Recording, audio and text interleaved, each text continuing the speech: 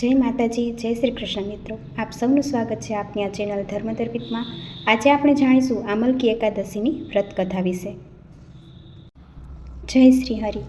વશિષ્ઠ મુનિ માંધાતા નામના રાજાને આમલકી એકાદશીનો મહિમા અને મહાત્મય કઈ સંભળાવે છે. હે રાજન, આમળા એકાદશી વ્રત કરવાનું વિધાન ફાગણ સુદ 11ના રોજ હોય છે. આ એકાદશી સર્વ પાપ હરનારી, હજારો ગાયોનું દાન પુણ્ય આપનારી કહેવાય છે. માટે આ એકાદશી વ્રતનો મહિમા વિશેષ છે. પ્રાચીન કાળમાં વૈદિશ નામે એક સુંદર નગર હતું. આ નગરીમાં ચારેય વર્ણના લોકો આનંદપૂર્વક નિવાસ કરતા હતા. આ નગરમાં કોઈ નાસ્તિક ન હતું. સમગ્ર પ્રજા પ્રભુપરાયણ હતી. કોઈ પાપી તો હતું જ નહીં, નિર્ધન કોઈ હતું નહીં. દારૂણ દુષ્કાળ એટલે શું તેની આમ જનતાને જાણ પણ ન હતી. કોઈ પણ પ્રકારનો ઉપદ્રવ પણ ન હતો. સોમવંશમાં જન્મેલો ધર્માતા નામનો રાજા પરમ વિષ્ણુ ભક્ત હતો.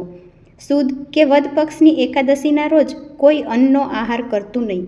રાજાનો ચિત્રરથ નામે પુત્ર હતો. તે પણ ધર્મપરાયણ હતો.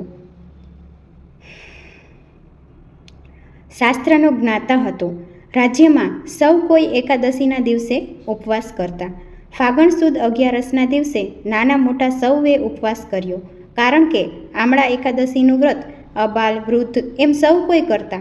આ વ્રત મહાફળ આપનારું હોવાથી રાજાએ નદીમાં સ્નાન કર્યું. ચિત્રરથે મંદિરમાં જઈને ભગવાન વિષ્ણુની પૂજા કરી. આ દિવસે આમળાના વૃક્ષની પણ પૂજા કરી.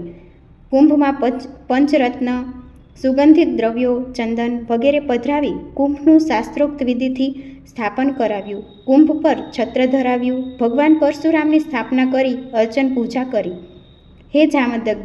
હે જમદગ્નિ મુનિના પુત્ર, હે રેણુકા માતાના આનંદની અભિવૃદ્ધિ કરનારા, આપ તો આમળાના વૃક્ષની છાયામાં વિરાજી ભક્તિ અને મુક્તિનું વરદાન આપનારા છો.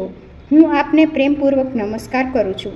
ત્યાર પછી સ્વચ્છ પાણીની અંજલિથી આમળાના વૃક્ષને અર્ઘ્ય આપે છે.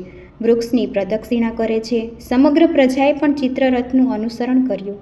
પ્રજાએ પણ પ્રદક્ષિણા કરી રાત્રે જાગરણ કર્યું. એક હિંસક પારધી ત્યાં આવ્યો. તેણે પોતાના પરિવારના પોષણ માટે અનેક પાપો કર્યા હતા. પશુ પંખીઓની હત્યા કરી હતી. ધર્મવિમુખ પારધીએ અહીં ઉત્સવ અને દીપમાળા નિહાળી. તેણે કુંભનું સ્થાપન જોયું. કુતૂહલવશ થઈ ભગવાન પરશુરામના દર્શન કર્યા. એકાદશી વ્રતની કથા અને વિષ્ણુ ભક્તોની કથા સાંભળી. આ પારધીએ જિજ્ઞાસા વૃત્તિથી જાણે અજાણે એકાદશીનું જાગરણ કર્યું. કથા કીર્તનમાં સહભાગી થયો. આ પ્રકારે તેણે રાત્રિ વ્યતીત કરી. વશિષ્ઠ મુનિ માંધાતા રાજાને કહે છે, આ પારધી મૃત્યુ પામ્યા પછી એકાદશી વ્રતના અને જાગરણના પ્રભાવના લીધે વિદુરથ રાજાને ત્યાં જન્મ્યો. એનું નામ હતું વસુરથ. તે અતિ પરાક્રમી, ધર્મિષ્ઠ અને પ્રજાવત્સલ રાજા થયો. તેણે અનેક યજ્ઞો કર્યા અને દાનેશ્વરી રાજા તરીકે નામના મેળવી. આમળા એકાદશીનું વ્રત કરનાર નિસંદેહ વિષ્ણુ લોકને પામે છે અને તેનો મહિમા અપરંપાર છે. જય શ્રી હરિ. આમલકી એકાદશીના જય શ્રી કૃષ્ણ. જો આપ સૌને આ ધાર્મિક વિડીયો ગમતા હોય તો આ ચેનલને લાઇક, શેર અને સબસ્ક્રાઈબ કરો અને વિડીયોને આગળ શેર કરો. જય શ્રી હરિ.